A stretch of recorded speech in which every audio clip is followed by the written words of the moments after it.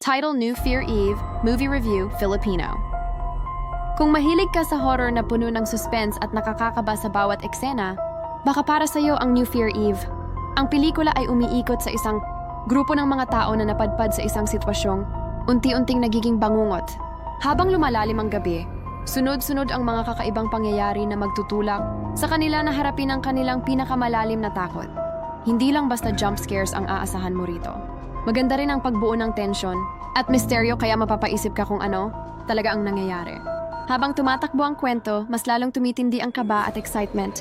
Maganda rin ang cinematography at sound design na talagang nagbibigay ng nakakatakot na atmosphere. Kahit simple ang ilang eksena, nagagawa pa rin nitong panatilihin ang suspense. Kung fan ka ng horror at psychological thriller, sulit itong panoorin. May mga eksenang hindi mo agad mahuhulaan at may ending na maaaring pag-usapan pagkatapos ng pelikula. Sa kabuuan, ang New Fear Eve ay isang horror film na kayang panatilihin ang iyong atensyon mula simula hanggang dulo. Kung nagustuhan mo ang review na ito, huwag kalimutang mag-like, follow, at i-share para sa mas marami pang movie reviews.